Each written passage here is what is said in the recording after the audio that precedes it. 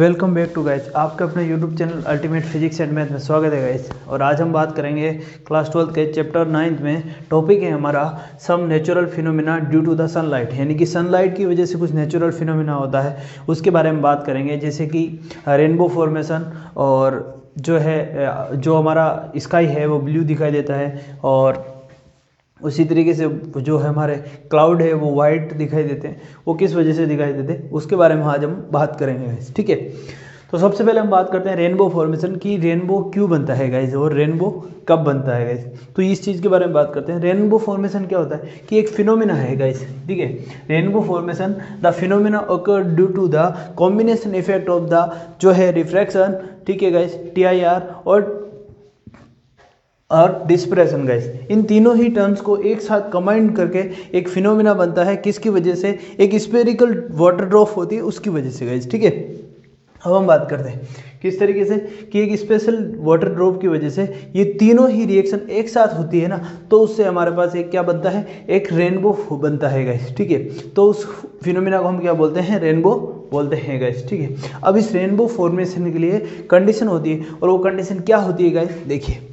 सबसे पहले कि sun should be shining in the sky, यानी कि जो हमारा सन है वो स्काई में शाइनिंग होना चाहिए गाइस, ठीक है। स्काई में क्या होना चाहिए? शाइनिंग होना चाहिए। और जो है इसकी अपोजिट साइड है, जो इसकी अपोजिट साइड है, इसमें क्या होनी चाहिए? रेनिंग होनी चाहिए। इसके गाइस इसमें क्या होनी चाहिए? रेनिंग होनी चाहिए गाइस। और जो हमारा ऑब्जर्वर है वो क्या होना चाहिए? वो इस तरीके से खड़ा होना चाहिए कि उसकी जो बैक है, इस ऑब्जर्वर की जो बैक है हमारे, वो किस तरफ होनी चाहिए? वो होनी चाहिए सन की तरफ। ऑब्जर्वर की जो बैक है वो किस तरफ होनी चाहिए गाइस? वो सन की तरफ होनी चाहिए। तब उसको क्या दिखेगा? रेनबो फॉर्मेशन दिखेगा गाइस। तब उसको क्या दिखेगा? रेनबो दिखाई देगा गाइस, ठीक है। अब बात करते हैं, ठीक है। तो कंडीशन क्या है रेनबो की? Sun should be shining in the sky when it raining opposite side, यानी कि जब अपोजिट साइड में क्या हो रही है? रेनिंग हो रही है, और सन का होना चाहिए? अपोजिट साइड में होना चाहिए। सेकंड केस क्या है?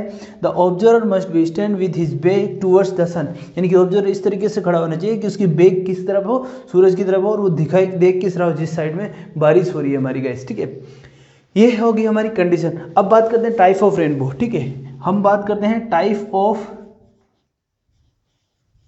रेनबो फॉर्मेशन,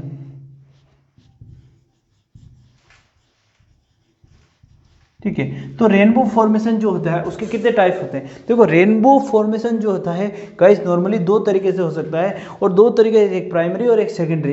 तो प्राइमरी केस जो रेनबो फॉर्मेशन होता है उसमें एक बार TIR होता है, और जो सेकेंडरी जो होता है उसमें दो बार TIR होता है गाइस, ठीक है। तो उसमें प्राइमरी दो टाइप होते हैं। एक प्राइमरी नंबर फर्स्ट होता है प्राइमरी, ठीक है। और दूसरा फॉर्मेशन रेनबो फॉर्मेशन लिख सकते हो आप, और सेकंड जो होता है सेकेंडरी। अब बात करते हैं सेकेंडरी और प्राइमरी में डिफरेंस क्या होता है गाइस। तो प्राइमरी में जो है TIR जो होता है वो एक बार होता है, और सेकेंडरी में जो TIR होता है वो दो बार होता है गाइस। प्राइमरी में जो TIR है वो एक बार होता है, और सेकेंडरी में जो होता है वो TIR कितनी बार होता है? दो बार होता है। तो सबसे पहले हम बात करते हैं प्राइमरी रेनबो फॉर्मेशन की गाइस। यहाँ तक आप नोट कर लीजिए, फिर हम बात करते हैं किसकी? प्राइमरी रेनबो फॉर्मेशन की गाइस। ओके गाइस, तो सबसे पहले हम बात करते हैं प्राइमरी जो है रेनबो फॉर्मेशन है, उस केस में क्या होता है गाइस। प्राइमरी जो रेनबो फॉर्मेशन होता है गाइस उसमें क्या होता है? It is the result in which one TIR, उसके अंदर क्या होता है? एक TIR होता है, और दूसरा उसमें दो बार रिफ्रैक्शन होता है गाइस। और जब तक before emerging from the water drop, यानी कि जो लाइट होती है ना गाइस, जो वाइट लाइट होती है गाइस, रे ऑफ लाइट होती है, वो क्या होती है? उस वाटर ड्रॉप में से बाहर निकलने से पहले उसके साथ उसका दो बार रिफ्रैक्शन होता है, और एक बार उसका क्या होता है? TIR होता है गाइस। इसको हम डायग्राम से समझते गए। देखिए, समझ लीजिए हमारे पास ये क्या है? एक स्फेरिकल जो है क्या है? वाटर ड्रॉप है गाइस। ये क्या है हमारे पास? एक स्फेरिकल वाटर ड्रॉप है, ठीक है। यहाँ पर बात करें, हमारे पास क्या है? एक स्फेरिकल वाटर ड्रॉप है, और जो हमारा सन है गाइस, समझिए यहाँ पर हमारा क्या है? सन है। और इस सन से, यहाँ से जो हमारा सन है, इस सन से जो हमारी लाइट्स निकल रही है गाइस वो इस तरीके से निकल रही है, ठीक है। अब यहाँ से देखिए हमारे सन से जब वाइट लाइट निकलती है गाइस, जैसे ही वाइट लाइट निकलती है, सपोज कीजिए कि यहाँ से हमारी जो है एक वाइट लाइट निकल रही है, इसको थोड़ा नीचे बनाते हैं, ठीक है। यहाँ से सपोज कीजिए कि इस सन से हमारे क्या निकल रही है, वाइट लाइट निकल रही है।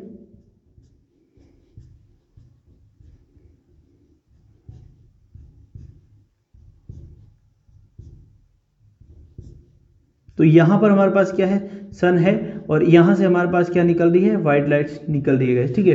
तो जैसे ही यहाँ से वाइट लाइट निकलती है, सपोज कीजिए कि एक वाइट लाइन इस तरीके से निकलती है गाइस, ठीक है। अब ये क्या है हमारे पास, इस पॉइंट पर, यहाँ पर क्या है, ये पॉइंट से वाइट लाइन निकली, और इसका नॉर्मल क्या है, इस तरीके से इसका होगा क्या है, यहाँ पर इस पॉइंट पर ये होगा हमारा पास नॉर्मल।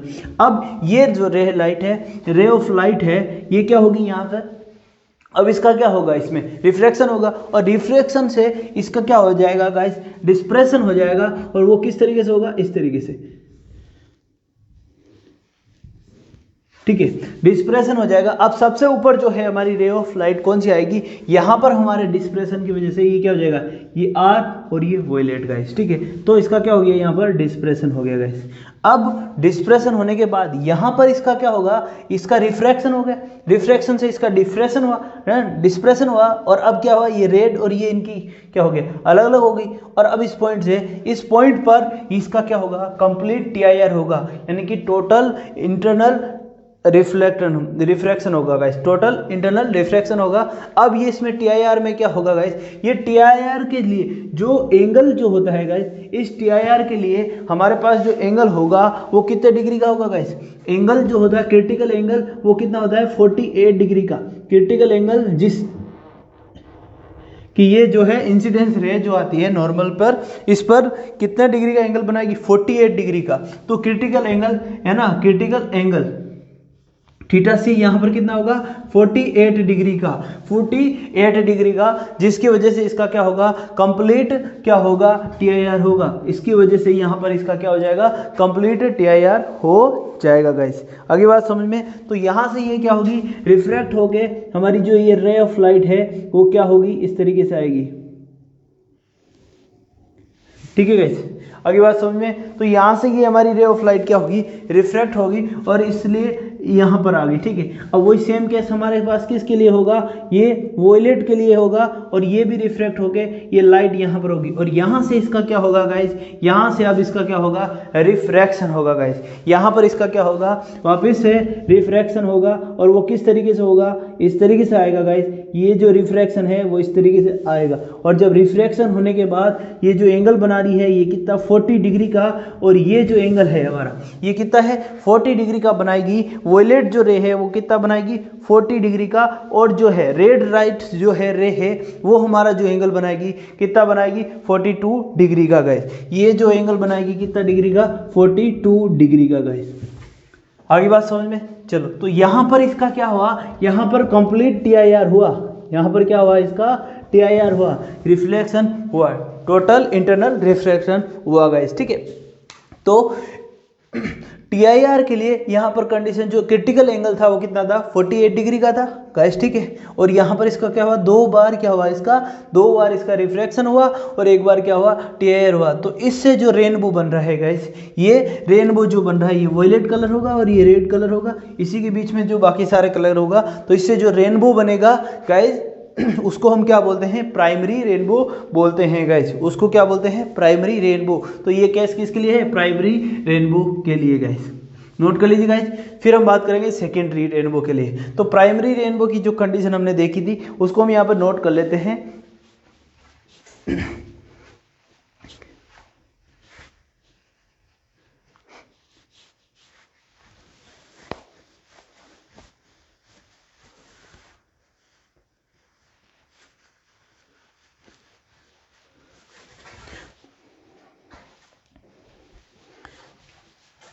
यहाँ पर रेनबो जो है हमें दिखाई किस साइड में देगा, ये तो हो गया कि हमने जो रे ऑफ लाइट देखा है कि इसका जो ये हो गया, लेकिन जो हमारा रेनबो है वो कहाँ किस तरह बनेगा, जो हमारा रेनबो है गाइज वो कहाँ तक दिखाई देगा, पीछे की तरफ दिखाई देगा। हमें कहाँ पर दिखाई देगा, हमारा जो रेनबो है हमें किस तरफ दिखाई देगा, वो पीछे की तरफ दिखाई देगा गाइज। कैसे, देखिए अब यहाँ पर मैं इस रे को मैं जो वॉयलेट रे है इसको मैं आगे बढ़ाता हूँ गाइज,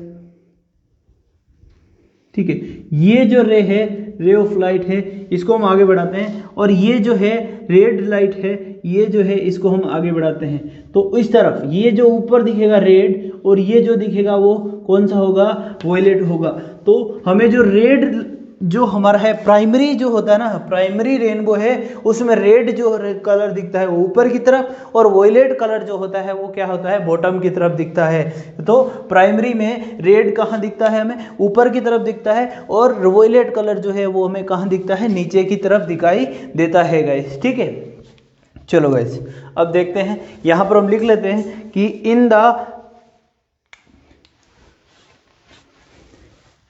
यहाँ पर पॉइंट लिख लेते हैं, in this phenomena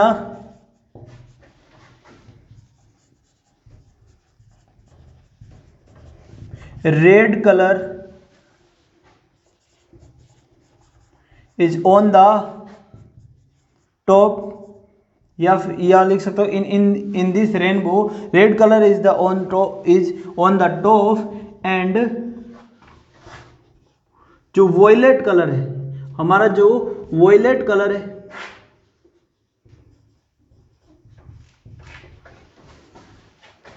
is on bottom, जो है वो हमारा कहाँ दिखेगा, बॉटम में दिखाई देगा। जो हमारा वॉयलेट कलर है वो सबसे नीचे दिखाई देगा। जो वॉयलेट कलर जो है वो कहाँ दिखाई देगा, हमारा वो बॉटम में दिखाई देगा गाइस। जो हमारा कलर वॉयलेट कहाँ दिखाई देगा, बॉटम में दिखाई देगा। ठीक है गाइस, चलो अब हम बात करते हैं, एक जो है इसका क्रिटिकल एंगल, जो क्रिटिकल एंगल जो है, critical angle for TIR is 48 degree. जो हमारा है क्रिटिकल एंगल जो है फॉर TIR इज 40 डिग्री। अब क्रिटिकल एंगल जो है ना, क्रिटिकल एंगल कितना होगा, 40 डिग्री हो।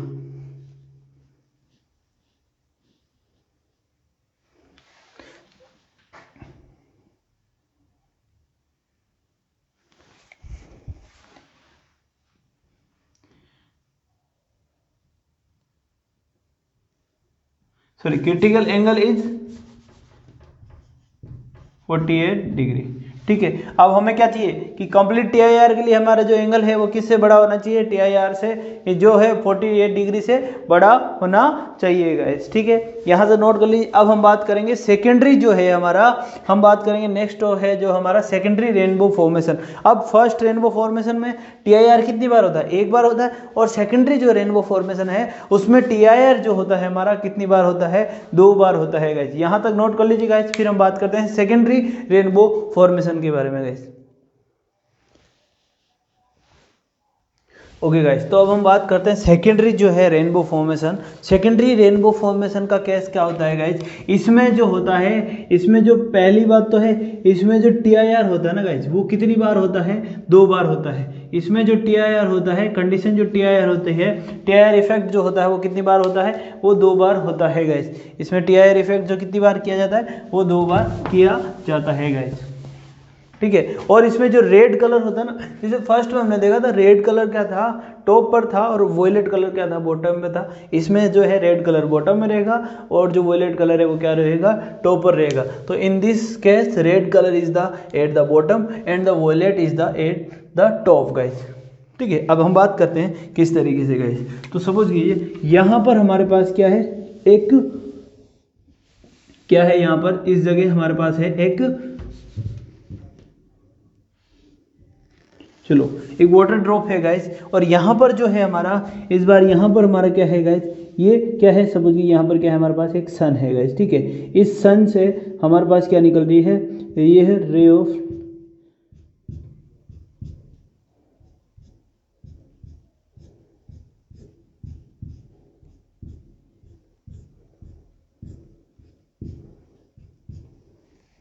ठीक है गाइस।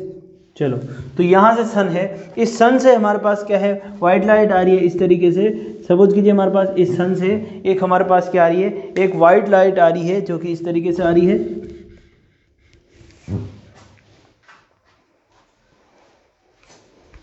तो ये जो वाइट लाइट है वो इस तरीके से आ रही है, ये हमारे पास क्या आई, वाइट लाइट आई। इस पॉइंट पर, अब ये क्या हुआ, इस पॉइंट पर ये क्या होगी, रिफ्रैक्ट होगी। और किस तरीके से कि ये जो है ये हमारे कहाँ से जा रही है, ये जा रही है हमारे कहाँ से, ये लोअर मीडियम से कहाँ पर जा रही है, डेंसर मीडियम की तरफ। तो ये क्या हो जाएगी, लोअर मीडियम से ये किस तरह से जा रही है, डेंसर मीडियम की तरफ। तो ये इस तरीके से हमारे पास रिफ्रैक्ट हो जाएगी, ठीक है गाइस। और इसके बाद ये जो है फर्स्ट केस, अब ये इसमें क्या हो जाएगा, डिस्प्रेशन हो जाएगा गाइस, इसमें क्या हो जाएगा, डिस्प्रेशन हो जाएगा गाइस। ये किस केस होगा, ये इसमें जो केस होगा वो किसका होगा, डिस्प्रेशन का हो जाएगा। तो डिस्प्रेशन के केस में ये क्या है, रेड कलर, और दूसरा केस क्या होगा हमारे पास, वॉयलेट कलर, ठीक है। तो ये कलर जो हो जाए डिस्प्रेशन का, ये क्या है, रेड है, और ये क्या है, वॉयलेट है। अब यहाँ पर क्या होगा गाइस, इस केस में अब यहाँ पर डिस्प्रेशन होने के बाद अब क्या होगा इसमें, अब जो होगा इस गाइस, तो ये रिफ्रैक्शन होने के बाद जो है, ये हमारा रिफ्रैक्शन होने के बाद अब क्या होगा यहाँ पर गाइस, इसका जो है टोटल ये TIR होगा, कंप्लीट इंटरनल रिफ्रैक्शन होगा गाइस।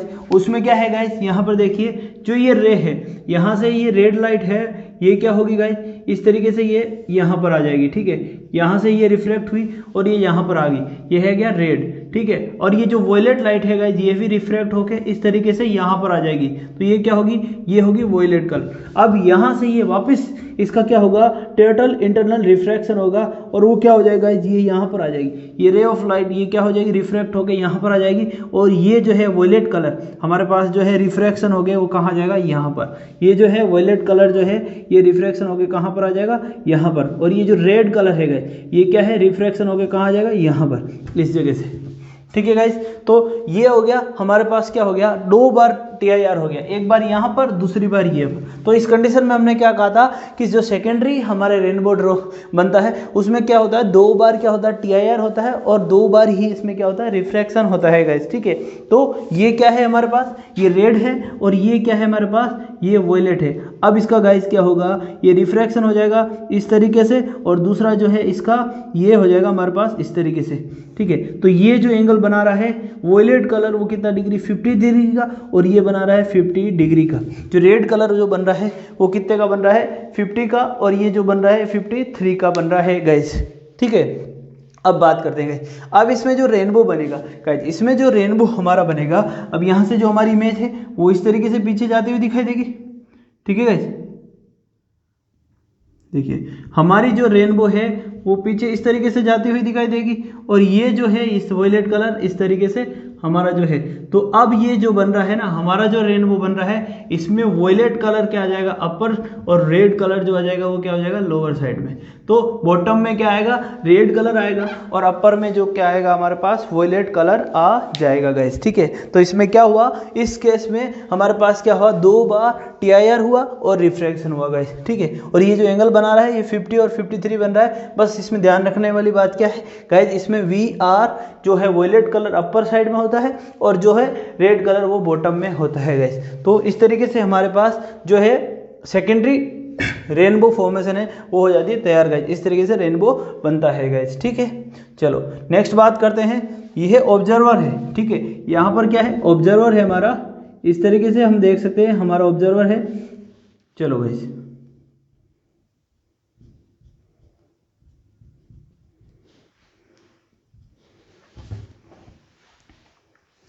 नोट कर लीजिए गाइज। नेक्स्ट हम बात करेंगे गाइज, हमारा जो नेक्स्ट टॉपिक है वो जो स्काई का जो कलर होता है ब्लू होता है, वो किस रीजन से होता है उसकी हम बात करेंगे कि किस वजह से हमारा जो स्काई का कलर है वो ब्लू दिखाई देता है। ये नोट कर लीजिए, फिर इसको साफ कर रफ कर देते गाइज।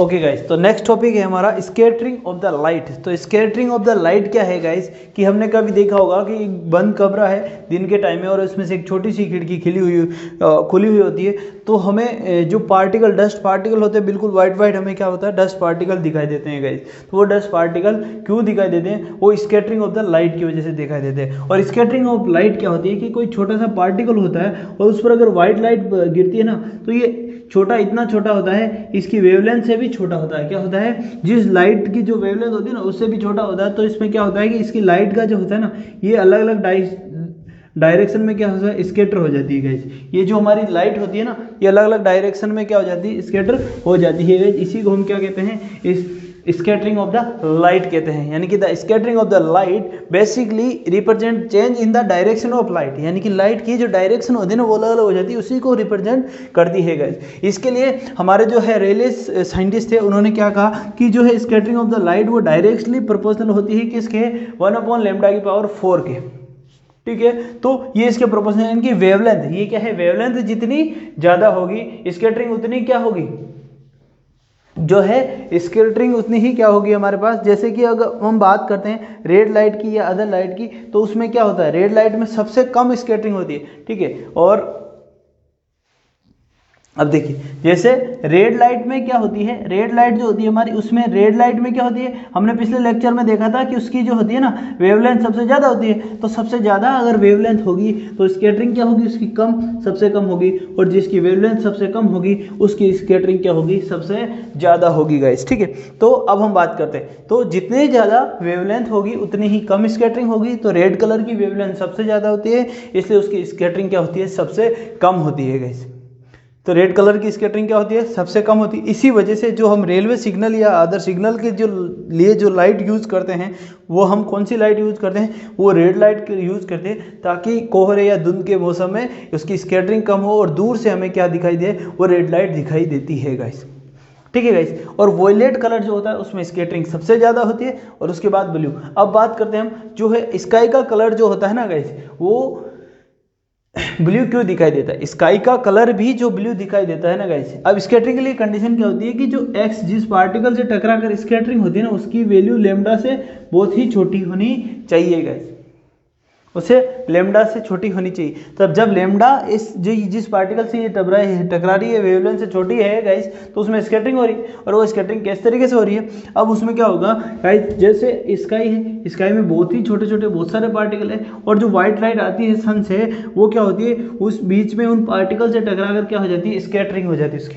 है ना। उस व्हाइट लाइट की में क्या होती है, स्कैटरिंग होती है। और उसकी स्कैटरिंग सबसे ज़्यादा कौन से कलर में होती है, वॉयलेट कलर में होती है। लेकिन हमारी जो आइज़ होती है वॉयलेट के लिए कम सेंसिटिव होती है, वो हम उसको देख नहीं पाते, और ब्लू कलर के लिए ज़्यादा सेंसिटिव होती है। इसलिए हमें आकाश जो है हमारा वो कैसा कलर का दिखाई देता है, जो है ब्लू कलर का दिखाई देता है। जो हमारा स्काई है वो हमें किस तरीके से दिखाई देता है, ब्लू दिखाई देता है गाइस, ना कि वॉयलेट दिखाई देता है। उसमें स्कैटरिंग सबसे ज़्यादा वॉयलेट में होती है, लेकिन वॉयलेट के लिए कम सेंसिटिव है गाइस, ठीक है। तो इसलिए हमारे पास स्कैटरिंग की वजह से हमारा जो है स्काई वो दिखाई देता है blue colour of the sky,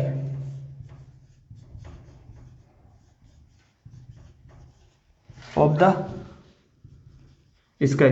तो ये ब्लू कलर जो दिखाई देता है ना स्काई का, ये किसकी वजह से दिखाई देता है, लाइट के स्कैटरिंग की वजह से दिखाई देता है गाइस। फिर दूसरा केस आता है कि white colour of the cloud, white colour जो है क्लाउड का, उसके बारे में बात करते हैं, white colour of the cloud. अब बात करते हैं क्लाउड की, ये तो स्काई तो हमें दिखा है स्कैटरिंग, तो फिर कलर जो है व्हाइट कलर जो क्लाउड है, ये भी तो हमें ब्लू दिखाई देता है, ये तो ही नहीं देता है, ये हमें कैसे दिखाई देते हैं, ये व्हाइट दिखाई देते हैं। ऐसा क्यों, देखिए क्योंकि क्लाउड के अंदर क्या होते हैं, जो एक तो हमारा क्लाउड जो होते हैं वो क्या होते हैं, हमारे बहुत ही नज़दीक होते हैं।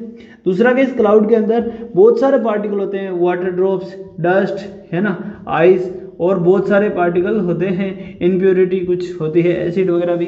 तो क्लाउड्स के अंदर क्या होता है कि बहुत सारे पार्टिकल्स होते हैं, और इन पार्टिकल्स की जो साइज होती है ना गाइस, इन जो पार्टिकल्स है इनकी साइज जो होती है वो क्या होती है, यानी कि लार्ज होती है, यानी कि क्या होती है, इन पार्टिकल की जो साइज होती है ना वो क्या होती है, लार्ज होती है इन कंपेरिजन विद द, ये क्या होते हैं जो स्कैटर है ना, ये स्कैटर क्या होंगे, ये वाले ये स्कैटर है, इनकी वेवलेंथ की कंपैरिजन में इनकी जो होती है ये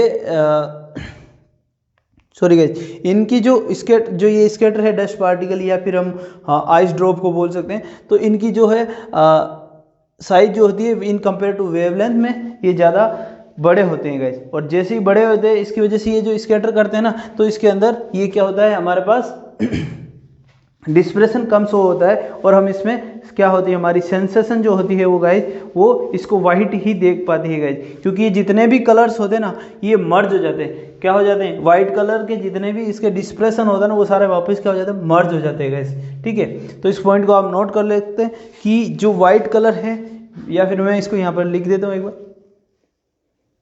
तो यहाँ पर देखिए हमने लिख दिया कि जो डस्ट पार्टिकल है क्लाउड के अंदर और या वाटर ड्रॉप्स है, वो क्या होती है, उनकी साइज बड़ी होती है, किससे, वेवलेंथ की वजह से। तो वो वाइट लाइट को क्या करते हैं, सभी वेवलेंथ को क्या करती है, इक्वली स्कैटर करती है, जिसकी वजह से वो क्या होते हैं, एक दूसरे में मर्ज हो जाते हैं और हमें किस तरीके से दिखाई देती है, वो वाइट लाइट ही दिखाई देती है गाइस, ठीक है। इसलिए हमें क्लाउड जो कैसे दिखाई देते हैं, वाइट दिखाई देते हैं। तो यहाँ पर देखिए, cloud contain a large dust particles and water drops, in this case size of scatter, यानी कि जिसके थ्रू हमारी जो व्हाइट लाइट होती है वो क्या होती है, स्कैटर होती है, is greater than wavelength. It implies x is greater than lambda, जो एक्स क्या है, स्कैटर है। Therefore all wavelengths are scattered equally, all colored scattered equally and merge to give us the sensation of white light, so cloud appear white। ठीक है, तो इस वजह से हमारे पास जो क्लाउड है वो क्या, किस तरीके से, वाइट ही दिखाई देते हैं गाइस। नोट कर लीजिए गाइस। फिर हम बात करते हैं हमारे जो है ऑप्टिकल इंस्ट्रूमेंट के बारे में, जैसे माइक्रोस्कोप और टेलीस्कोप के बारे में बात करेंगे। तो नेक्स्ट टॉपिक है हमारा ऑप्टिकल इंस्ट्रूमेंट गाइस, यहाँ तक नोट कर लीजिए। फिर हम बात करते हैं ऑप्टिकल इंस्ट्रूमेंट की गाइस, ठीक है गाइस। अब हम बात करते हैं ऑप्टिकल इंस्ट्रूमेंट की गाइस। तो ऑप्टिकल इंस्ट्रूमेंट जो होते हैं हमारे, नॉर्मली दो तरह के होते हैं। दो तरीके किस तरीके थे, एक होता है नेचुरल ऑप्टिकल इंस्ट्रूमेंट और दूसरा होता है जो है आर्टिफिशियल गाइस। आर्टिफिशियल क्या होती है, जो हमने बनाया होता है। चल ऑप्टिकल इंस्ट्रूमेंट गाइस, आर्टिफिशियल और नेचुरल। तो नेचुरल ऑप्टिकल इंस्ट्रूमेंट जैसे कि जो आई होती है हमारी, तो वो कैसी होती है, वो नेचुरल ऑप्टिकल इंस्ट्रूमेंट होती है। देखिए गाइस, जो क्या होती है, अपने हिसाब से अपने जो लेंस होता है, आई जो होती है वो क्या होती है, अपने हिसाब से जो लेंस होती है ना गाइस, इसको क्या करती है, एडजस्ट करती रहती है गाइस। आई जो होती है वो लेंस को क्या करती है, इसके अंदर जो लेंस होता है उसको ये क्या करती है, एडजस्ट करती रहती है गाइस। अब ये जो लेंस होता है ना गाइस, ये लेंस क्या होता है, इस लेंस की साइज क्या होती है, इसके अंदर जो ये लेंस होता है, ये हमारी पुतली हो गई, इसके अंदर जो लेंस होता है, ठीक है गाइस, इसके अंदर जो ये लेंस होता है ना, इसकी साइज क्या होती है, पतली और मोटी होती जाती है और ये अपने आप को एडजस्ट करता रहता है कि हमारी जो है ऑब्जेक्ट है वो आई से दूर है या पास है। तो पास जब में आता है तो ये क्या होता है, मोटा हो जाता है, और जब दूर होती है तो ये क्या हो जाता है, पतला हो जाता है गाइस, ठीक है। तो आई जो है हमारी नेचुरल ऑप्टिकल इंस्ट्रूमेंट है गाइस, जिसका हम इस चैप्टर में नहीं पढ़ेंगे। और हाँ, हमारी जो आइज होती है वो 25 सेंटीमीटर डिस्टेंस तक देख सकती है। कोई भी ऑब्जेक्ट अगर हमारी आइज से 25 सेंटीमीटर की डिस्टेंस पर हो, तब तक ये हमारी आइज इसको देख सकती है, उसके बाद इसका विजन ब्लर हो जाता है गाइस, ठीक है। तो नेचुरल ऑप्टिकल इंस्ट्रूमेंट है, उसमें क्या आता है, आई, जो इस लेक्चर में हम नहीं पढ़ेंगे, हमारे सिलेबस में अभी नहीं है। और फिर हम पढ़ेंगे आर्टिफिशियल जो है ऑप्टिकल इंस्ट्रूमेंट गाइस। तो आर्टिफिशियल ऑप्टिकल इंस्ट्रूमेंट में हमारे पास आता है, एक आता है माइक्रोस्कोप, एक क्या आता है हमारे पास, एक होता है माइक्रोस्कोप, और दूसरा जो है हमारे पास क्या है, टेलीस्कोप, ठीक है। दूसरा जो है हमारे पास क्या है, टेलीस्कोप। तो माइक्रोस्कोप जो होता है वो क्या होता है, नियर का देख सकते हैं, और टेलीस्कोप जो होता है उससे हम क्या देख सकते हैं, उससे हम दूर का दिखाई देता है। माइक्रोस्कोप जो होता है उससे हम क्या देखते हैं, जो पास में है उस चीज़ को, छोटी चीज़ को हम क्या करें, बड़ा करके देखते हैं। और ये दो दूर की चीज़ें जैसे तारे वगैरह, उनको देखने के लिए हम किसको यूज़ करते हैं, टेलीस्कोप को, ठीक है गाइस। तो माइक्रोस्कोप जो होता है, माइक्रोस्कोप भी दो तरह के होते हैं, एक सिंपल माइक्रोस्कोप और दूसरा होता है कंपाउंड माइक्रोस्कोप। दूसरा क्या होता है, कंपाउंड माइक्रोस्कोप, ठीक है गाइस। और टेलीस्कोप है, ये भी दो तरह के होते हैं, एक होता है रिफ्रैक्टिंग टेलीस्कोप और एक होता है रिफ्रैक्शन जो है टेलीस्कोप। रिफ्रैक्टिंग टेलीस्कोप में क्या होता है, उसमें लेंस यूज होता है, और रिफ्लेक्टिंग जो टेलीस्कोप है उसमें क्या यूज होता है, मिरर यूज होता है गाइस, ठीक है। तो हम बात करेंगे सबसे पहले माइक्रोस्कोप के बारे में, कि माइक्रोस्कोप क्या होता है, इसका वर्क किस तरीके से होता है, और सिंपल और जो कंपाउंड है उन माइक्रोस्कोप में क्या डिफरेंस है, और इनकी जो है एम में क्या डिफरेंस है गाइस। तो यहाँ पर हम बात करेंगे किसके, सबसे पहले हम बात करते हैं सिंपल माइक्रोस्कोप के बारे में गाइस। ओके गाइस, तो अब हम बात करते हैं सिंपल माइक्रोस्कोप के बारे में। तो सिंपल माइक्रोस्कोप जो होता है वो किस काम में आता है, जैसे कि आपने देखा था कि कभी ज्योमेट्री बॉक्स में एक लेंस आता है जिससे हम नॉर्मली जो सन के सामने रखते हैं या उसको सूरज को जलाते हैं, उससे हम देखते हैं कि हम जब उसको कुछ डिस्टेंस पर रखते हैं तो हम देख रहे हैं कि वो बुक के जो लेटर्स है उनकी साइज हमें क्या होती है, लार्ज दिखाई देती है इन कंपेयर टू हम नॉर्मल आइज से जब हम देखते हैं गाइस, ठीक है। तो सिंपल माइक्रोस्कोप जो क्या करता है, वो क्या करता है कि स्मॉल ऑब्जेक्ट को की इमेज को क्या करता है, बड़ा करके हमें दिखाता है गाइस, ठीक है। जैसे कि हमारे पास यहाँ पर एक ऑब्जेक्ट है, ऑब्जेक्ट क्या है, ए बी है, जो इस लेंस के फोकस है कुछ डिस्टेंस पर है गाइस। तो अब ये क्या होगा, यहाँ से इस ऑब्जेक्ट से जो एक लाइट रे निकल रही है वो इस तरीके से निकल रही है और ये फोकस से होते हुए निकल जाएगी, और जो ओ से निकलती है वो हमेशा सीधी निकलती है। तो ये दोनों लाइन कभी भी नहीं मर्ज होती है। तो इनका जो इमेज जो बनेगी ना वो गाइस पीछे की तरफ बनती है, वो कैसे बनेगी, इमेजनरी बनेगी, ठीक है। तो ये पीछे की तरफ बनी और एच जो है ए डैश बी डैश हमारा क्या बन गया, यहाँ से इसकी इमेज बन गई जिसकी हाइट क्या है, एच आई, ठीक है। तो इसने क्या कर दिया, इस साइज को इसकी बजाय हमारे पास साइज को बढ़ा के दिखा दिया गया। तो ये है डायग्राम किसका, एक सिंपल जो है ये का कॉन्वेक्स लेंस है हमारा, ठीक है। तो ये क्या है, एक सिंपल जो है ये एक सिंपल माइक्रोस्कोप है गाइस, ठीक है। तो ये कैसा लेंस है हमारे पास, ये कॉन्वेक्स लेंस है, ठीक है गाइस। और ये एक सिंपल माइक्रोस्कोप है। अब ये क्या है, लार्ज ऑब्जेक्ट की साइज को क्या कर रहा है, बड़ा करके दिखा रहा है। तो ये कितना बड़ा करके दिखा रहा है, इसका मैग्निफिकेशन क्या है। तो मैग्निफिकेशन क्या होता है, किसी भी लेंस का या ऑब्जेक्ट का जो मैग्निफिकेशन होता है गाइस, वो क्या होता है कि value of angle formed by a final image और virtual angle formed by a object keep at D. अब बात करते हैं एंगल, यानी कि एंगल ऑफ इमेज, ठीक है। एंगल ऑफ इमेज का मतलब है कि ये अगर हमारी आइज है और इस आइज पर जो है हमारी ऑब्जेक्ट इस तरीके से दिखाई दे रही है, ऑब्जेक्ट है और इसके साथ जो दिखाने के लिए जो एंगल बनता है ना, इस एंगल को हम क्या बोलते हैं, एंगल ऑफ ऑब्जेक्ट बोलते हैं गाइस, ठीक है।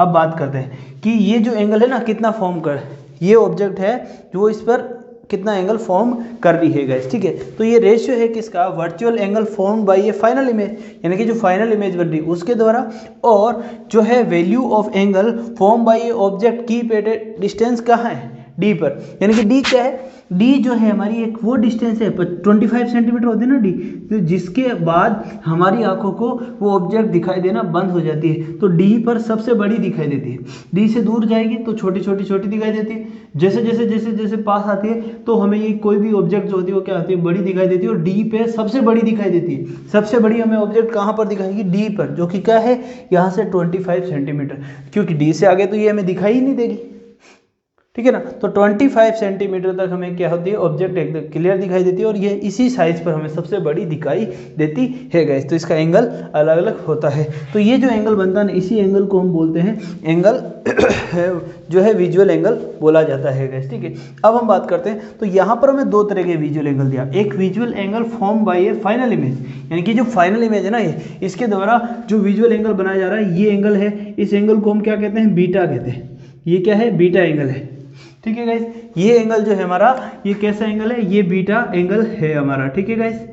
चलो, तो इस एंगल की बात कर रहे हैं, तो ये एंगल बीटा है, जो कि क्या है, फाइनल इमेज की वजह से बन रहा है, ठीक है। अब तो बीटा एंगल बन रहा है, तो बीटा एंगल ठीक है, तो बीटा एंगल यानी कि इसको हम, अब बीटा एंगल को हम किस फॉर्म में लिख सकते हैं, टेन बीटा के फॉर्म में लिख सकते हैं। तो टेन बीटा इक्वल टू, अभी क्या है, इसकी साइज, ऑब्जेक्ट की साइज क्या है, बहुत ही छोटी है, तो टेन बीटा इक्वल हो जाएगा किसके, बीटा के। अब यहाँ से हम देखते हैं जो टेन थीटा है वो क्या हो जाएगा, एच ओ अपॉन ये क्या है, म्यू ई, यू ई क्या है, जो ऑब्जेक्ट है, लेंस जो है हमारा किस आई की तरफ है, ई इसके लिए सिंबल है, ठीक है। इसका जो डिस्टेंस है ऑब्जेक्ट की इसके ऐसा ओ के साथ, वो कितने, म्यू ई, तो ये टेन थीटा हमारा क्या हो जाएगा, बीटा इक्वल टू कितना हो जाएगा, H note upon mu E guys. तो बीटा बराबर यहाँ से हमारे पास क्या आ गया, बीटा बराबर हमारे पास आ गया, बी बराबर क्या हो गया, H not upon mu E. अब हम बात करते हैं एल्फा की। तो देखिए गाइस, एल्फा जो एंगल होता है, टेन एल्फा जो एंगल होता है ना, वो यहाँ पर अब किसी चीज़ पर डिपेंड नहीं करता। इस लेंस से ये आपके पास जो सिंपल माइक्रोस्कोप हो या कंपाउंड माइक्रोस्कोप हो, उससे अल्फा एंगल को कोई इफेक्ट नहीं पड़ता, क्योंकि अल्फा एंगल जो होता है वो विजुअल एंगल होता है कब, जब हम ऑब्जेक्ट को अपनी आई से 25 सेंटीमीटर तक लाते हैं। उसमें इसका क्या रोल, कोई रोल नहीं है। तो हमने क्या किया, इस ऑब्जेक्ट को, हमारी जो है ऑब्जेक्ट एच नोट, उसको हमने इससे 25 सेंटीमीटर डिस्टेंस पर ला कर रख दिया, तो ये जो एंगल बना रहा है ना, तो वो एंगल कौन सा होता है, अल्फा होता है। तो हम बात कर रहे हैं tan अल्फा, जो कि छोटा है बहुत ही, तो इसको अल्फा इक्वल टू क्या हो जाएगा, एच नोट अपॉन डी आ जाएगा यहाँ से गाइस। तो अल्फा बराबर क्या आ गया हमारे पास, एच नोट अपॉन डी आ गया गाइस, ठीक है। तो यहाँ से हमें सब मिल गया, क्या मिल गया, हाँ यहाँ से हमें अल्फा भी मिल गया, बीटा भी मिल गया। तो हमें अगर सिंपल माइक्रोस्कोप का मैग्नीफिकेशन निकालना है तो उसके लिए हम क्या रखते हैं, एम बराबर क्या होता है, मैग्नीफिकेशन एम इक्वल टू क्या हो जाएगा, बीटा अपॉन अल्फा, जो कि इक्वल हो जाएगा किसके, H note upon mu E, sorry you ई, और ये कितना है, एच नोट अपॉन हमारे पास क्या है, डी। तो एच नोट से एच नोट कट जाएगा, तो हमारे पास क्या आ गया, तो एम इक्वल टू क्या हो गया, बीटा अपॉन अल्फा, जो कि इक्वल होगा किसके, डी अपॉन यू ई के। तो ये हमारे पास क्या है, सिंपल जो है हमारा मैग्नीफिकेशन है, उसके लिए हमारे पास ये क्या आ गया, एक फॉर्मूला आ गया जो कि इंपॉर्टेंट है, मैग्नीफिकेशन का फॉर्मूला, बीटा बराबर एम बराबर क्या होता है, बीटा अपॉन अल्फा बराबर क्या होगा, डी अपॉन म्यू ई, यानी कि डी क्या है 25 सेंटीमीटर और यू ई क्या है, जितनी डिस्टेंस उस लेंस से हमारे ऑब्जेक्ट की है, ठीक है गाइस। तो ये हो गया। अब हम बात करते हैं ये कब जो है मैग्नीफिकेशन कब, इसके लिए जो सिंपल माइक्रोस्कोप है इसके लिए मैग्नीफिकेशन कब मैक्सिमम होगा और कब ये मिनिमम होगा, उस केस की बात करते हैं गाइस। तो नॉर्मल मैग्नीफिकेशन के लिए हमारे पास क्या आ गया, फॉर्मूला आ गया। अब इन दोनों केस के लिए हम बात करते हैं गाइस, यहाँ तक नोट कर लीजिए गाइस। ओके गाइस, तो केस की हम बात कर रहे हैं कि जब हमारा मैग्नीफिकेशन जो मैक्सिमम कब होगा गाइस, ठीक है। तो केस फर्स्ट है हमारा, वो क्या कह रहा है, मैक्सिमम मैग्नीफिकेशन, ठीक है।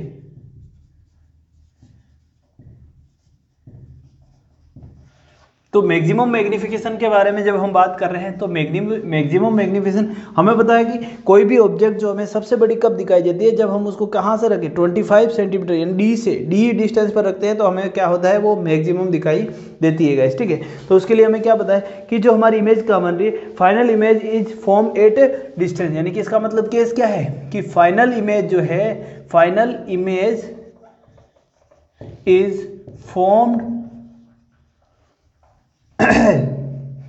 एट डिस्टेंस डी, जो हमारे डिस्टेंस डी है ना, वहां पर फाइनल इमेज जो फॉर्म्ड होती है, कहां पर, एट डिस्टेंस डी पर, डिस्टेंस डी पर जो है हमारे फाइनल इमेज बन रही है। यानी कि हमारे पास u कितना है, ये पहले से ही हमें पता है, रे इस तरफ जा रही है तो नेगेटिव यू ई, ठीक है। हमारा v जो है फाइनल माइनस डी, गाइस कहाँ बननी चाहिए, आई से जो है डी डिस्टेंस पर होनी चाहिए। तो हमें पता है 1/f equal to 1/v minus 1/u guys, 1/f equal to 1/v minus u guys, ठीक है गाइस। तो यहां पर हम देखते हैं, हम बात वैल्यू की पुट करते हैं, तो f इक्वल टू क्या हो जाएगा, 1/v बराबर क्या आएगा, माइनस डी माइनस 1/-μe। अब हम बात करते हैं जो 1/μe जो है वो इक्वल हो जाएगा किसके, 1/f प्लस 1/d। तो क्या मैं इसकी वैल्यू पुट कर सकता हूँ किसके अंदर, जो हमारा मैग्नीफिकेशन है उसके अंदर गाइस। हमारा मैग्नीफिकेशन क्या है, m इक्वल टू क्या है, d/μe, सॉरी ue। तो इसकी वैल्यू क्या है, 1/u, इसको मैं क्या लिख सकता हूँ, 1/u इंटू डी। तो m इक्वल टू क्या हो जाएगी, 1/f प्लस 1/d इंटू क्या आ रहा है गाइस, ये क्या आ रहा है, d। अब इस d को मैं अंदर मल्टीप्लाई कर देता हूँ, तो m इक्वल टू कितना आ जाएगा, 1 प्लस d/f गाइस। तो ये क्या हो गया, मैग्नीफिकेशन कब होगा, मैक्स होगा, जब यहाँ पर इस पॉइंट पर क्या होगा, मैक्स होगा, मैक्सिमम मैग्नीफिकेशन होगा। यानी कि जब हमारी जो फाइनल इमेज बन रही है, जो डी डिस्टेंस पर बनती है, तो हम उसको क्या बोलते हैं, मैग्नीफिकेशन हमारा मैक्सिमम होगा। और उसके लिए हमारे मैग्नीफिकेशन का जो फॉर्मूला होगा वो क्या होगा, m equal to 1 plus d/f होगा गाइस, 1 प्लस d/f होगा गाइस। दूसरा केस, सेकंड केस की बात करते हैं। एक तो ये जब डी पर रखा हो, दूसरा नॉर्मली कहीं पे भी रखा हो, उस केस की हम बात करेंगे। इसको नोट कर लीजिए, फिर सेकंड केस की बात करते हैं। जब बात गाइज फॉर्मल एडजस्टमेंट की होगी तो हमारी जो फाइनल इमेज होगी ना वो कहाँ पर बनेगी, इन्फिनिटी पर बनेगी। तो final image should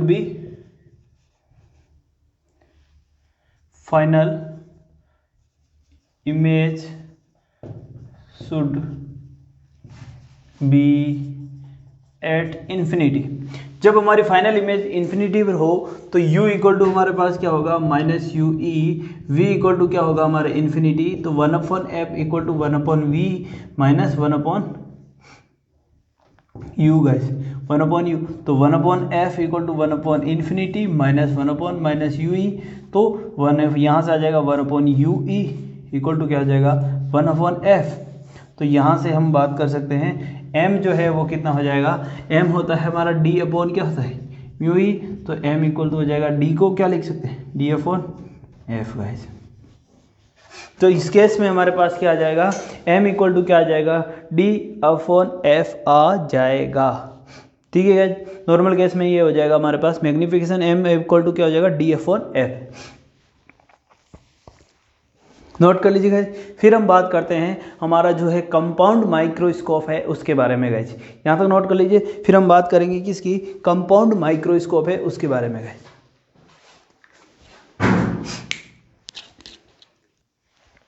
okay guys, तो अब हम बात करते हैं कंपाउंड जो है हमारा माइक्रोस्कोप उसके बारे में बात करते हैं। तो कंपाउंड माइक्रोस्कोप का डायग्राम इस तरीके से होता है गाइज, इसमें दो कॉन्वेक्स लेंस होते हैं गाइज, और हमारी जो ऑब्जेक्ट है जो छोटे लेंस के पास में होती है, ए बी जो हमारा ऑब्जेक्ट है वो इसके पास में रखा हुआ है, जिसके बीच की डिस्टेंस क्या है म्यू नॉट है, और यहाँ से हमारा जो एक इमेज बन रही है, ये इमेज जो है इसके लिए क्या होते हैं ऑब्जेक्ट का वर्क कर रही है, और इसके बाद हमारे जो है फाइनल इमेज जो मिल रही है वो हमें क्या है ए डैश बी डैश यहाँ पर मिल रही है, जिसकी इसके साथ डिस्टेंस क्या है वी ए है। ठीक है गाइस, चलो तो अब हम बात करते हैं मैग्निफिकेशन की, बात करते हैं कि एक कंपाउंड माइक्रोस्कोप है ना गाइस, इसके लिए हमारे पास जो मैग्निफिकेशन है वो कितनी है। तो मैग्निफिकेशन के लिए हमें क्या चाहिए, सबसे पहले 10 बीटा, क्योंकि m बराबर क्या होता है बीटा अपॉन अल्फा, तो 10 बीटा इक्वल टू क्या होगा, बीटा कब होगा, अब यहाँ पर बात करते हैं जब बहुत ही क्या होगा, ये क्या होगा बहुत ही छोटा होगा। ठीक है, तो बीटा यहाँ पर क्या होगा, ये एंगल बीटा होगा, जो बीटा क्या होता है इमेज के द्वारा, फाइनल इमेज के द्वारा जो वो जो एंगल बनाया गया है वो बीटा है, तो ये क्या हो गया म्यू ई, और ये क्या है ए डैश बी डैश, तो बीटा इक्वल टू क्या हो जाएगा हमारे पास ए डैश बी डैश अपॉन क्या हो जाएगा म्यू ई। ठीक है गाइस, तो ये हो गया हमारे पास क्या हो गया 10 बीटा यहाँ पर हो गया। तो मैग्निफिकेशन यानी कि इस लेंस की बात कर रहे हैं, इसके मैग्निफिकेशन की गैस क्या होती है वी अपॉन यू, क्या हो जाएगी वी अपॉन यू गाइस, क्या हो जाएगी v अपॉन यू। तो इसके लिए v कितना है v नॉट, इसके लिए जो इसकी v कितनी बन रही है v not upon minus U not, ये क्या आ रही v not upon minus U not. अब यहाँ से ये क्या हो गया minus V not upon minus U not guys. ठीक है, अब V not upon minus U not, और ये इक्वल है किसके माइनस ए बी के। अब देखिए यहाँ पर ये क्या आ रहा है, सॉरी माइनस ए बी, ये माइनस क्यों आ रहा है, एक्स एक्सिस से प्रिंसिपल एक्सिस से नीचे की तरफ है, तो ये minus A dash B dash आ रहा है गाइस। तो ये दोनों क्या हो गए इक्वल हो गए, कहाँ से गाइस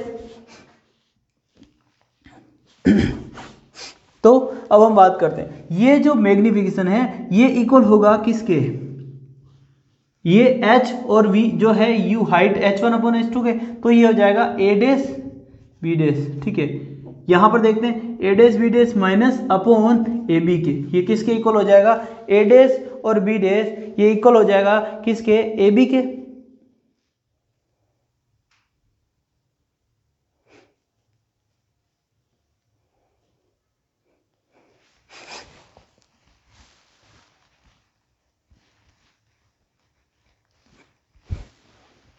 चलो तो ये क्या हो गया यहाँ पर, जो इसका मेजरमेंट के हिसाब से हम देख पा रहे हैं जो ये है ये क्या है कि माइनस ए बी, क्योंकि एक्स एक्सिस प्रिंसिपल एक्सिस से नीचे की तरफ है। हमने देखा था ना कि जो v अपॉन यू इक्वल होता है किसके, जो है h2 अपॉन h1 के गाइस, उसी फॉर्मूले से हमने ये लिखा है कि ये जो हो गया minus A dash B dash के इक्वल हो गया गाइस। ठीक है, ये किसके इक्वल हो गया minus A dash upon B dash. तो यहाँ से हमें क्या मिल रहा है V naught minus U naught equal to क्या आ रहा है minus A B minus A dash B dash upon A B.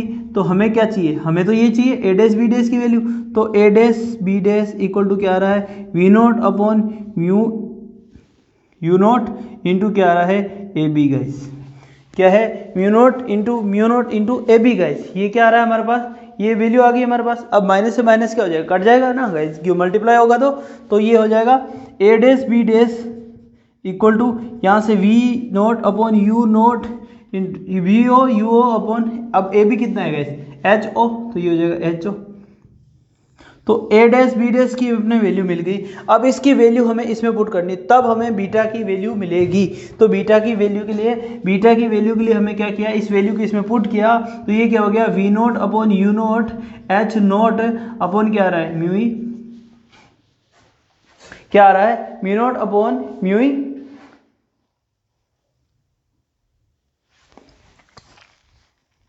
ये है हमारा क्या गाइज बीटा। अब बीटा जो है तो इसको हम लिख सकते हैं, यहां से हमें बीटा क्या मिल रहा है guys, mu naught upon U not H not upon you E guys, तो बीटा हमें मिल गया। सेम बात करते हैं अब अल्फा के लिए तो हमारे पास इस चाहिए कंपाउंड हो माइक्रोस्कोप, ये है सिंपल हो, क्या फर्क पड़ता है हमारा जो है माइक्रोस्कोप कंपाउंड हो या सिंपल हो, उस पर अल्फा पर कोई इफेक्ट नहीं पड़ता, क्योंकि अल्फा जो एंगल होता है वो किसके साथ होता है, ये जो ऑब्जेक्ट होता है एच ओ नोट का उसका डी डिस्टेंस पर होता है और ये एंगल अल्फा होता है। तो अल्फा बराबर हमारे पास पता है एच नोट अपॉन डी होता है गाइस।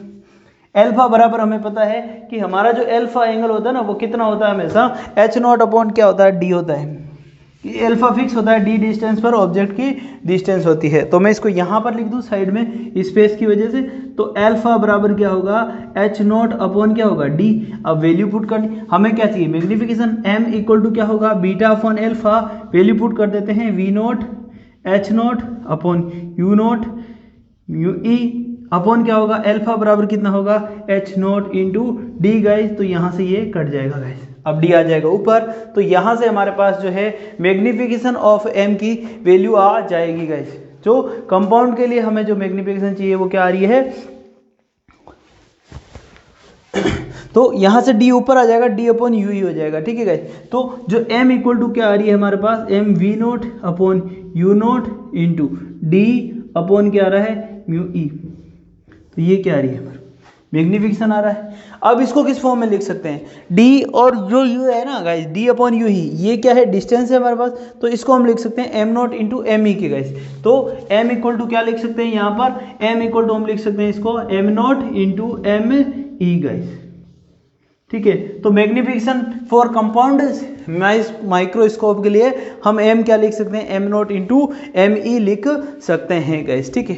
सबसे पहले हमने क्या निकाला इसमें, हमने सबसे पहले फाइनली हमने निकाला कि एंगल बीटा, हमें क्या निकालना था मैग्निफिकेशन निकालना था, तो उसके लिए हमें क्या चाहिए बीटा और अल्फा चाहिए गाइस। तो अल्फा हमें पता होता है, अल्फा बराबर क्या होता है, अल्फा जो होता है फिक्स होता है, अल्फा जो होता है हमेशा फिक्स होता है, चाहे वो कोई सा ही हो कंपाउंड हो या कोई सा भी वैल्यू हो। तो अल्फा हमारा एच नॉट अपॉन डी होता है, हमें क्या चाहिए बीटा चाहिए बस। तो बीटा के लिए हमने देखा कि बीटा क्या होता है, फाइनल इमेज जो बनती है मिरर पर जो विजुअल एंगल बनाती है उसी को हम बीटा बोलते हैं, और वो की बीटा। तो यहाँ बीटा बराबर क्या आ जाएगा, ये A dash B dash upon mu, तो टेन बीटा बराबर क्या हो गया A dash upon B dash upon mu. लेकिन हमें क्या चाहिए वैल्यू चाहिए ए डैश बी डैश की, ए डैश बी डैश की वैल्यू के लिए हमने मैग्निफिकेशन ऑफ लेंस का फॉर्मूला लगाया, एम नॉट बराबर क्या होगा वी अपॉन यू, क्या लगाया वी अपॉन यू। तो वी अपॉन यू जो है यहां पर देखिए, तो v अपॉन यू लगाया, तो v बराबर क्या हो गया वी नोट और यू नोट, ये माइनस में आएगा माइनस वी नोट बराबर क्या आ रहा है माइनस ए बी, क्योंकि नीचे की तरफ है minus A dash B dash upon A B. तो इसको सोल्व किया और हमें यहाँ से ए डैश बी डैश की वैल्यू मिली जो कि कितनी है ये। तो हमने क्या किया ए डैश बी डैश की वैल्यू किसमें बीटी बीटा के जो फॉर्मूला है हमारे पास मिल रहा था, ये वाला जो फॉर्मूला है इसमें हमने क्या किया ए डैश बी डैश की वैल्यू पुट कर दी। जैसे ही वैल्यू पुट करी तो हमें यहाँ से बीटा मिल गया, बीटा मिलते ही हमें मैग्निफिकेशन के लिए बीटा अपॉन अल्फा कर दिया, सोल्व कर दिया, मैग्निफिकेशन मिल गया गाइस, नोट कर लीजिए। अब हम इसके दोनों केस की बात करते हैं, मैक्सिमम और मिनिमम के लिए। तो सबसे पहले हम बात करते हैं मैक्सिमम के केस के लिए। मैक्सिमम केस के लिए हमारे पास क्या हो जाएगा गाइस, देखिए फर्स्ट केस मैक्सिमम। अब मैक्सिमम के लिए जो है हमें मैक्स के लिए हमें जो वैल्यू चाहिए, हमें क्या चाहिए है ना, हमारी जो फाइनल इमेज है जो कहाँ बन रही है एट डिस्टेंस डी पर, फाइनल इमेज मैक्स के लिए क्या केस होता है कि final image at a distance D, यानी कि डी डिस्टेंस पर है फाइनल इमेज। तो फाइनल इमेज जो है हमारी डिस्टेंस कहाँ पर है, डी पर है। तो u बराबर हमारे पास क्या है, u बराबर यहाँ से माइनस यू, v बराबर क्या है, यहाँ पर डिस्टेंस कितना है माइनस डी, तो u यहाँ पर क्या आ जाएगा माइनस डी आ जाएगा। f बराबर एफ ई, जो इसी लेंस की बात कर रहे हैं जो, ठीक है। तो f बराबर क्या आएगी यहाँ पर, f बराबर एफ ई गाइस, ठीक है। जब f बराबर एफ ई आ गया गाइस, अब हमें फॉर्मूला पता है लेंस का, क्या है 1/f equal to 1/v minus 1/u, value put कर देते हैं गाइस, सॉरी गाइस। तो हमने क्या किया, अब इसमें क्या कर दिया, इसमें वैल्यू पुट कर देते हैं किसकी, v और u की गाइस। जैसे ही हम इसमें वैल्यू पुट करते हैं, v की जो है हमारे पास क्या है माइनस डी, और u की जो वैल्यू है वो हमारे पास क्या है माइनस यू ई, सॉरी गाइस। तो हमने वैल्यू पुट कर दी, अब वैल्यू पुट करते हैं, तो 1/f की जगह F E equal to minus 1/, ये क्या हो जाएगा minus D minus 1/u minus E, ठीक है गाइस। तो हमें क्या चाहिए 1/u, तो 1/u बराबर कितना हो जाएगा u ई, जो हमारा u ई बराबर क्या आ जाएगा, ये हो जाएगा 1/f ई प्लस 1/d। यहाँ से हमें क्या मिल रहा है, यहाँ से हमें 1/u बराबर क्या मिल रहा है, f 1/f E plus 1/d। अब इसकी वैल्यू हमें क्या करनी है, m में पुट करनी है, ठीक है। उसमें जैसे ही हमने इसमें वैल्यू पुट करी तो हमारा मैग्निफिकेशन क्या आ जाएगा, हमने जैसे ही इस जगह वैल्यू पुट करी किसमें, v0/u0 इंटू, अब ये क्या है d, अब d जो है इसमें कहाँ है, बाहर की तरफ है, ये d इंटू ये हो जाएगा 1/f ई प्लस 1/d, इसको बस अंदर मल्टीप्लाई कर दो। तो m बराबर क्या आ रहा है, v0/u0 इंटू क्या आ रहा है 1 प्लस जो है d/f ई गाइस। ये हमारा पास फॉर्मूला बन गया किसके लिए, मैक्स के लिए गाइस।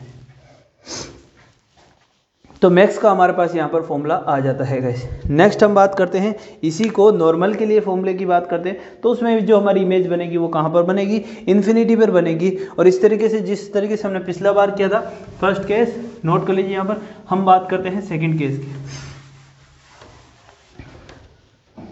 तो सेकेंड केस में क्या होगा, केस सेकेंड जो है हमारा वो इस तरीके से होगा कि हमारी जो वैल्यू है नॉर्मली एडजस्ट होगी, ठीक है। तो नॉर्मली एडजस्ट होगी, तो final image is made, final image at a distance at infinity, final image जो होगी इन्फिनिटी पर, तो u बराबर क्या होगा माइनस यू ई, v बराबर क्या होगा इन्फिनिटी, f बराबर क्या होगा एफ ई है। तो f बराबर क्या आ गया एफ ई, तो 1/f equal to 1/v minus 1/u guys. तो ये हो जाएगा 1/f E minus equal to 1/infinity minus 1/u E minus का, तो ये 0 हो जाएगा। तो ए 1/u ई इक्वल टू कितना आ जाएगा, यहाँ पर ये भी प्लस का हो गया ना, तो 1/u ई बराबर क्या हो गया हमारे पास यहाँ पर 1/f ई, जिसकी वैल्यू हमें क्या करनी है, पुट करनी है किस में, m बराबर v0/u0 इंटू डी अपॉन क्या आ रहा है हमारे पास म्यू ई गाइस। इसमें वैल्यू पुट करते हैं तो ये आ जाएगा v0 m बराबर क्या आ जाएगा हमारे पास v0/u0 इंटू डी अपॉन क्या हो जाएगा ये एफ ई गाइस। तो ये हो जाएगा, रेंडमली हमें वैल्यू फाइंड आउट करनी है मैग्नीफिकेशन के लिए, अगर हमारे पास क्या हो कंपाउंड माइक्रोस्कोप। अब बात करते हैं गाइस, यहाँ से जो नॉर्मली क्वेश्चन आता है तो आपसे या तो इसका रिलेशन पूछ सकता है या इसका डेरिवेशन पूछ सकता है कि ड्राइव कीजिए maximum formula for simple microscope या फिर compound micro. Normally simple microscopes का पूछते हैं, अगर आपको सिंपल माइक्रोस्कोप का आता है तो ये भी आ जाएगा। और हाँ, फॉर्मूला याद होना चाहिए गाइस, और डायग्राम ज़्यादा इंपॉर्टेंट है। इनके फॉर्मूले कब मैक्सिमम होता है और कब नॉर्मली होता है गाइस, ठीक है। मैक्सिमम का खास तौर से याद होना चाहिए गाइस, दोनों के ही लिए गाइस। नेक्स्ट है हमारा टेलीस्कोप गाइस।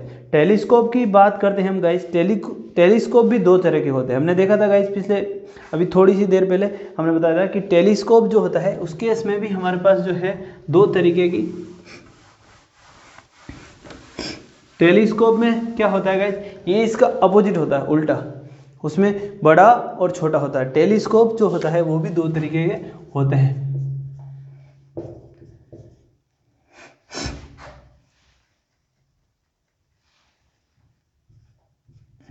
टेलीस्कोप भी दो तरह के होते हैं, एक होता है रिफ्रैक्टिंग और दूसरा होता है रिफ्लेक्टिंग। तो रिफ्रैक्टिंग में क्या होते हैं, लेंस यूज होते हैं, और रिफ्रैक्टिंग में क्या होता है, मिरर यूज होता है।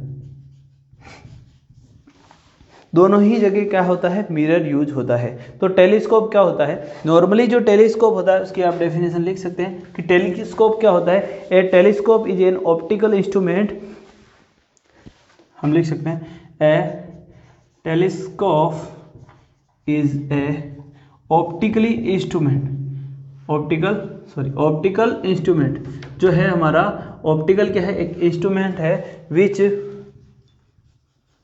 अब ये क्या होता है, ऑप्टिकल इंस्ट्रूमेंट टेलीस्कोप है, वो क्या होता है, दूर की चीजों को हमें पास में दिखाने के लिए होता है गाइस, ठीक है।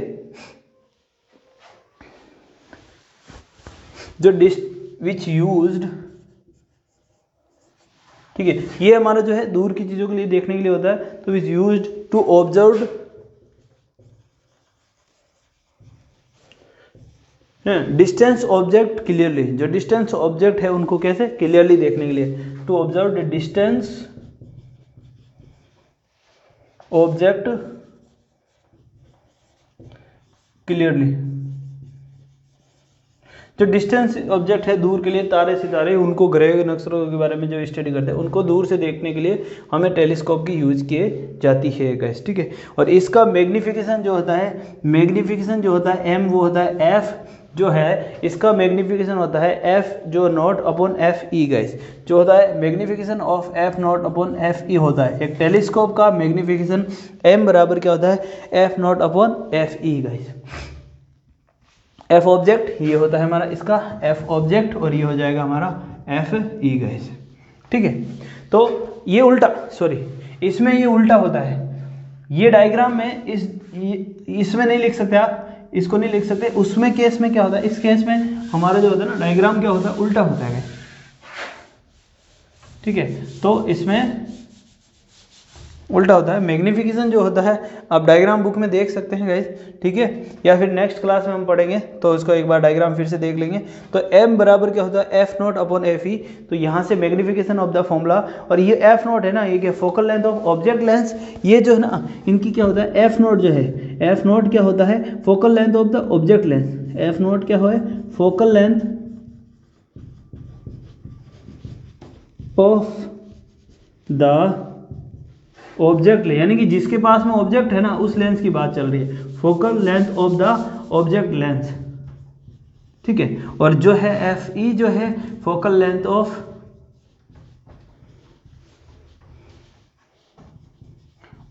द आईपीस लेंस, ठीक है। जो आई के पास में जो है उस लेंस की बात कर रहे हैं गाइस, तो उसकी जो है फोकल लेंथ है, और तो उन दोनों का जो रेशियो होता है वो क्या होता है, मैग्निफिकेशन ऑफ द टेलीस्कोप होता है गाइस। तो यहाँ से ये इतना मैग्निफिकेशन ऑफ द टेलीस्कोप पूछ सकता है आपसे गाइस, ठीक है। चलो गाइस, तो यहाँ पर आपका जो है 9th चैप्टर जो होता है गाइस वो खत्म हो जाता है। मिलते हैं नेक्स्ट वीडियो में, तब तक के लिए बाय बाय गाइस।